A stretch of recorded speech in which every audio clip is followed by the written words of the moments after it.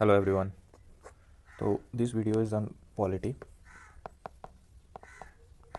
First of all, welcome to UPSC Diary PYQ Club.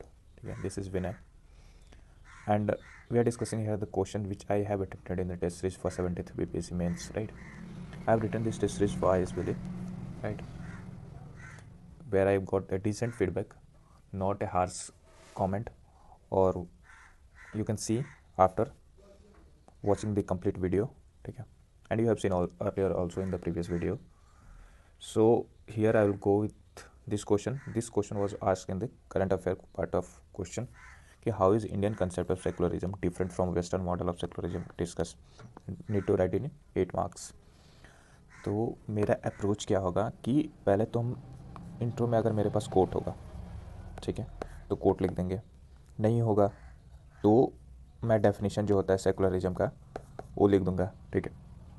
नहीं तो direct आप start कर सकते हो कि secularism different India versus West. अगर आपके पास टाइम नहीं है तो डायरेक्ट आप स्टार्ट कर दो बॉडी, ठीक है. बट लेट्स सी, हम डिस्कस कर रहे हैं. मैंने कैसे अप्रोच किया था वो देखते हैं, ठीक है. मैंने अप्रोच किया था कि सेकुलरिज्म जो है कोट से स्टार्ट किया था मौलाना अबुल कलाम आज़ाद साहब का, कि सेकुलरिज्म जो है is the corner stone of our nation building process. It ensures unity in diversity. हमने बता दिया कि ये कॉर्नर स्टोन है of our nation building process, और ये इंश्योर करता है कि यूनिटी रहे इतनी सारे डाइवर्सिटी में. एक कोट जवाहरलाल नेहरू जी का भी है, वो भी आप देख सकते हो कि secularism does not mean indifference to religion, it means equal respect for all religion, ठीक है.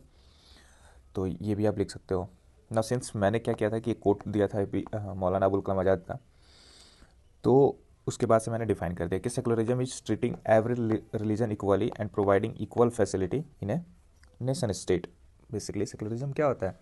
हर रिलीजन को ट्रीट करना equally, every religion equally, and उनको प्रोवाइड करो equal facilities in a nation state. ठीक है. सेकुलरिज्म, अब हम बॉडी पार्ट पे आते हैं अपने. सेकुलरिज्म कैसे इंडियन मॉडल है और कैसे वेस्टर्न मॉडल है. मैंने इसका स्ट्रक्चरिंग ऐसे किया था कि दो पार्ट को डिवाइड कर दिया था, इंडियन मॉडल को एक साइड में और वेस्टर्न मॉडल को एक साइड में, ताकि कंपेरिजन जो है वो प्रॉपर दिखे. तो आई गेस स्ट्रक्चरिंग वाइज भी ठीक ही है ना. अब देखो, इंडियन मॉडल ऑफ सेकुलरिज्म पहले हम कवर करते हैं कि स्टेट जो है वो state keep principally distance from religion. मतलब इस इंडिया का मॉडल जो है उसमें स्टेट जो है प्रिंसिपली डिस्टेंस मॉडल को फॉलो करता है. ये इंश्योर करता है equal respect for all religion, ठीक है. जैसे जवाहरलाल नेहरू जी का भी हमने कोड देखा था. Religious freedom to individuals as well as communities, जैसे कि आर्टिकल 25 से 28 तक, यहाँ पर 26 लिखा है, वो 25 से 28 तक जो हमारे फंडामेंटल राइट्स में रिलीजियस फ्रीडम दिया गया है, right to freedom of religion, वो चीज़ें हम इंश्योर करते हैं कि रिलीजियस जो है वो फ्रीडम दिया जाता है किसको? इंडिविजुअल्स को भी. आप इंडिविजुअली भी प्रैक्टिस कर सकते हैं एंड कम्युनिटीज़ लेवल पे भी कर सकते हो, ठीक है. फिर माइनॉरिटी राइट्स जो है explicitly protected under article 29 and 30. मतलब माइनॉरिटी से जो रिलीजियस राइट है वो भी तो हम प्रोटेक्ट करते हैं ना, जिसमें article 29 and 30 based on religion हम इंस्टीट्यूशन खोलते हैं या फिर educational institution type of things खोलते हैं, ठीक है, वो चीज़ें. फिर सेकुलरिज्म जो है पार्ट है हमारे बेसिक स्ट्रक्चर का भी ऑफ इंडियन कॉन्स्टिट्यूशन. तो this means that secularism can not be amended और it can not be removed, ठीक है. तो ये काफ़ी इंपॉर्टेंट फीचर हो गया ना. सेकुलरिज्म बेसिक स्ट्रक्चर ही है हमारे इंडियन कॉन्स्टिट्यूशन का. नाउ एक हम इस सबका समरी देख लेते हैं कि कैसे है. एक ट्रायंगल लॉ फॉलो किया, इसमें कैसा रहता है कि एक इंडिविजुअल आता है, फिर रिलीजन आता है और फिर स्टेट आता है. इन सब के बीच में रिलेशन कैसा है? इंडिविजुअल और स्टेट के बीच में रिलीजियस रिलेशनशिप नहीं है, यहाँ पे सिटीजनशिप दिया जाता है. आप हिंदू हो, आप मुस्लिम हो, आप क्रिश्चियन हो, आप सिख हो, या आप किसी भी धर्म के हो, ईसाई हो, किसी भी धर्म के हो आप, आपके धर्म के बेसिस पे आपको स्टेट आइडेंटिटी नहीं देता है. आप सिटीजनशिप लो और किसी भी धर्म से बिलोंग करते हो, किसी भी रिलीजन से बिलोंग करते हो, आप उस देश के पार्ट हो.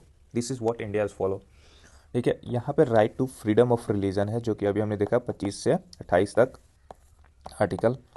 मतलब right to freedom of religion है, फंडामेंटल राइट का ये पार्ट है. इंडिविजुअल और रिलीजन के बीच में रिलेशन है. ये सब कोई अपना अपना प्रैक्टिस कर सकता है, किसी पे कोई रेस्ट्रिक्शन नहीं है, किसी पे कोई वो नहीं है, फोर्सफुल नहीं है कि आप इस रिलीजन को ही फॉलो करो. सिमिलरली स्टेट और रिलीजन के बीच में क्या रिलेशन है कि यहाँ पे प्रिंसिपली डिस्टेंस है.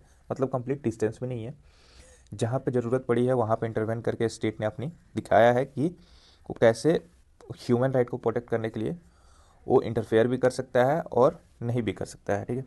इस मॉडल को डी ई स्मिथ जो है इंडियन मॉडल ऑफ सेकुलरिज्म को क्या कहते हैं कि ये वाले जो डिफाइन किया था ना, ये डी ई स्मिथ डिफाइन करते हैं इंडियन मॉडल ऑफ सेकुलरिज्म को, ठीक है।